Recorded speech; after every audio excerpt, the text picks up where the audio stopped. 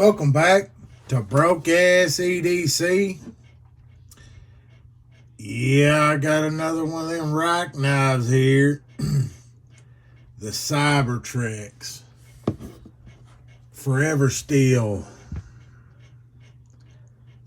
M390 on titanium. This is the B, I think, Tonto.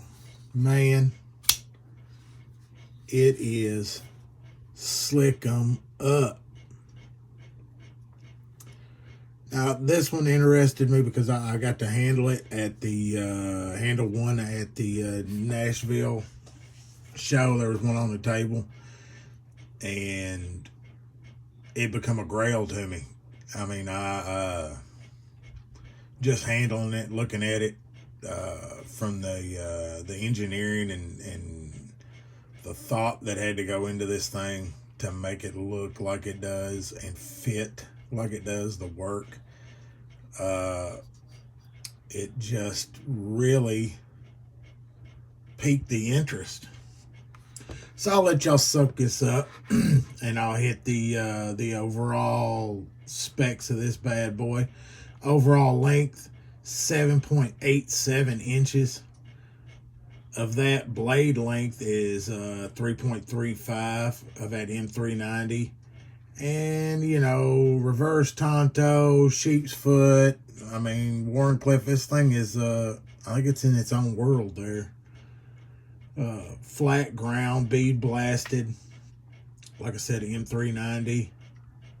Handle length of this titanium handle, 4.52 inches. And they come gray. Somebody has done a little bit of work to this bad boy. I actually picked this up in the secondary from a fella, and man, I'm just tickled with it. Got the floating back spacer in it that's they left it the gray, in this Cadillac of a pocket clip. I mean, that is the longest damn pocket clip like I've ever seen. But where you really get into this thing is it's where premium craftsmanship meets stellar design, I think is how to put it. No visible hardware. Line lock. It's got these unique looking thumb studs on it.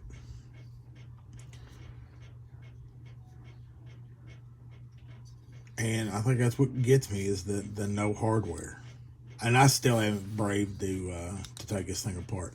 But the action on it is just ridiculous. Ridiculously smooth. Good sharp blade.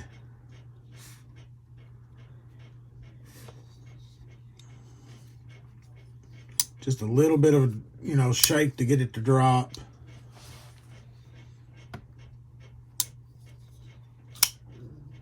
You know, either the reverse flick or the full-on thumb, it just slaps right open. Got a good solid acoustic snap. And the way I understand it, this floating back spacer is what actually holds everything together. Now, there's some screws underneath,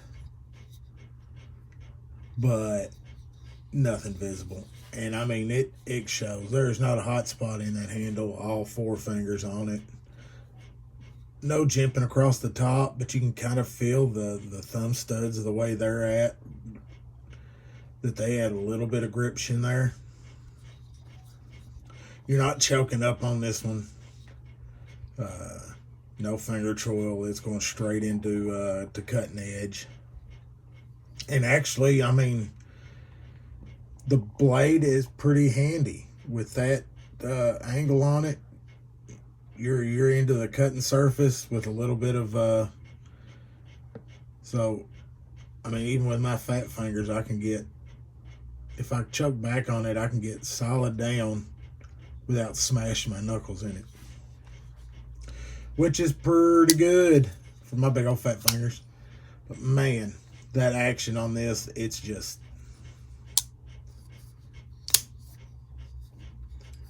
and just eyeballing it. The way everything meets and fits on this, down to on the back side here, it's just the flushness and smoothness of all the materials. There's nothing catching your hand in a bad way on this thing. It is probably one of the most premium knives I've handled, and actually, you know, really enjoyed, which that was the whole purpose of seeking out and picking this one up. Number 256 there, it is a B. They have some different shapes on the Cybertrix knives in the blades. I think it's 3 different shapes. It comes from the awesomeness at Rike. So I mean, there's just no, I don't really have a weight on it. Weight 4.8 ounces. So I mean, it's got some girth to it from all of the work that's in it, all the titanium. The clip does feel good. I've had it in and out of the pocket a little bit. Honestly, not going to carry this much. I'm going to just keep it the pristine that it is. But man, is that action just smooth and precise and locks up solid. You can feel that lock just snap in there, and it's effortless. You get good, you know, no cutout, but it's raised. The lock bar, the inset liner there is raised just a hair, so you grab it no problem, get it out of the way. I mean, it's an eyepiece. I mean, it's I guess I hate to go as far as saying it's art, but it definitely feels that way. Dead nut center. I mean, you're not going to find anything wrong with this thing. Plus, it comes in this awesome